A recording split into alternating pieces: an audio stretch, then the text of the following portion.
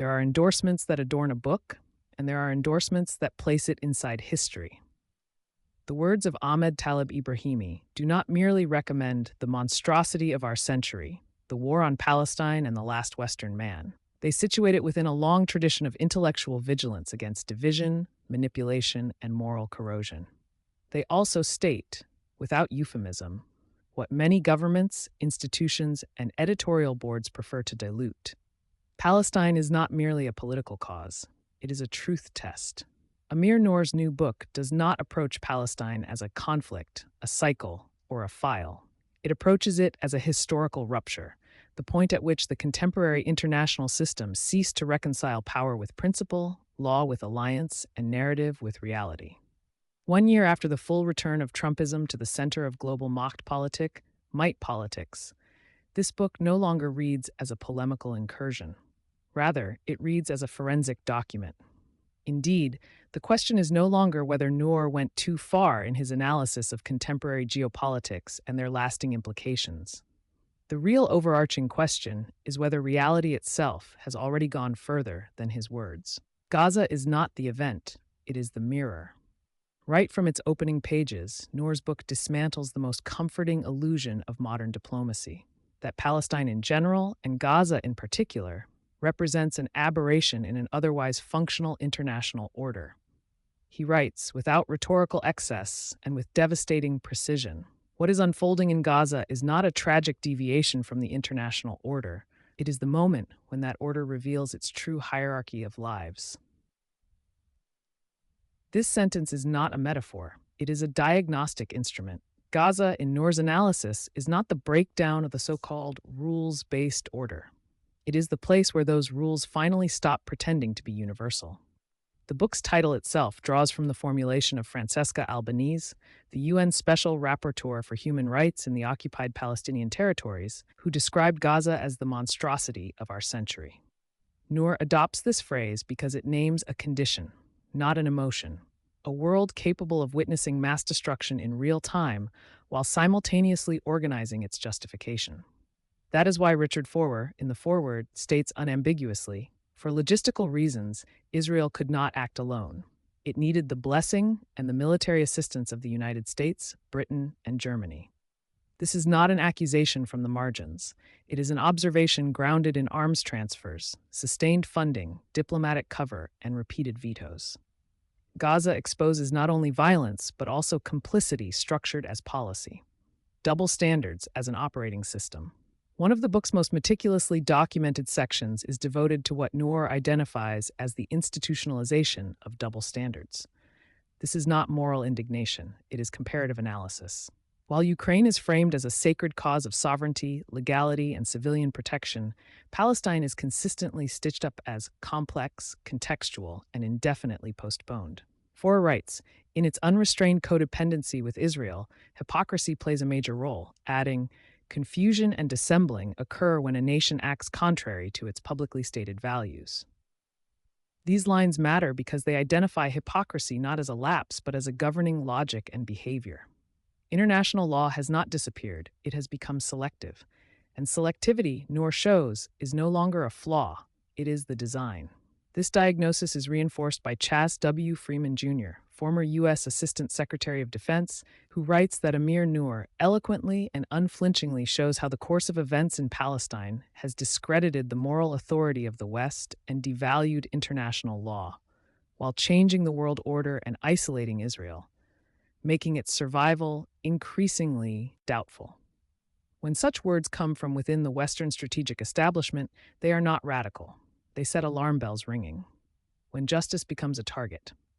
Perhaps the most chilling section of the book concerns international justice. Nour does not romanticize the ICJ or the ICC. He treats them as fault lines where the system's contradictions surface. Foer notes how Western officials responded to the ICJ's finding of a plausible genocide.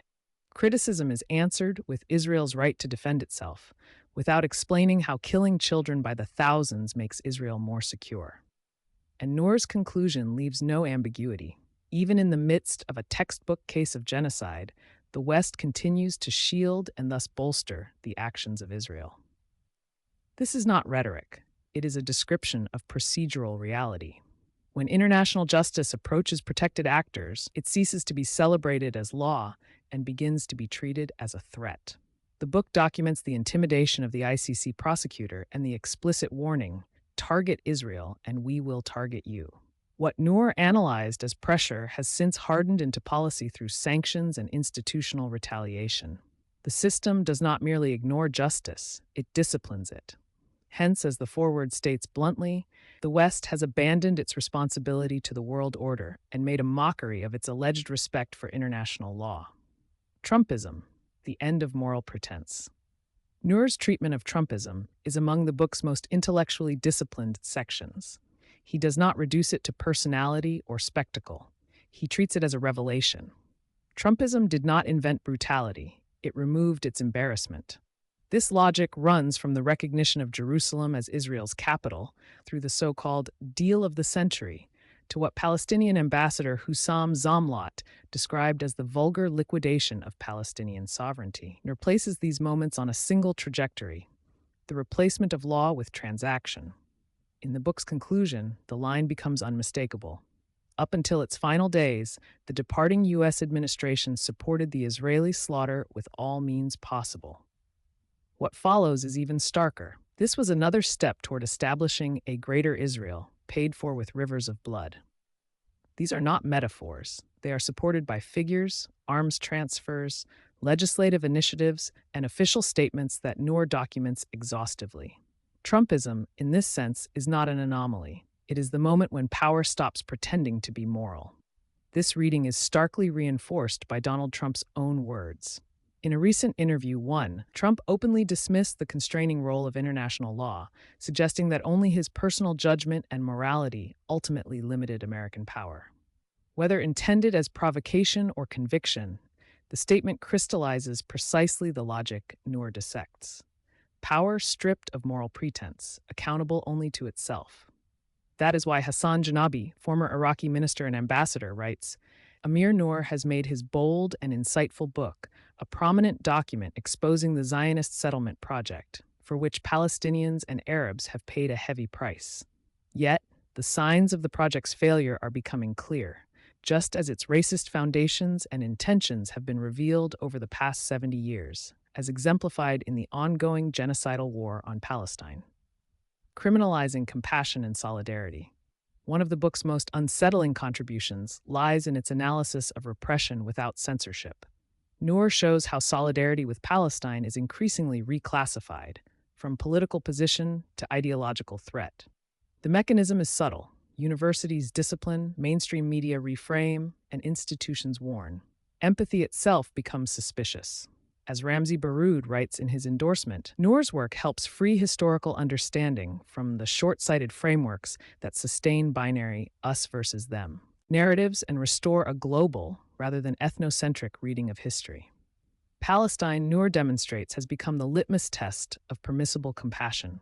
The question is no longer whether freedom of expression exists, but for whom it is allowed to exist. The End of Empathy and the Last Western Man. The book's final chapter is titled The End of Empathy, Genocide, and the Last Western Man. This is not a flourish. It is the core thesis. Nour writes, Gaza is almost completely destroyed, and its population is undergoing an unprecedented genocide. He then adds, with devastating restraint, in the eyes of Donald Trump, collective punishment wasn't severe enough. As if Palestinians could possibly be brutalized more than the crime of crimes they've been subjected to for over a year.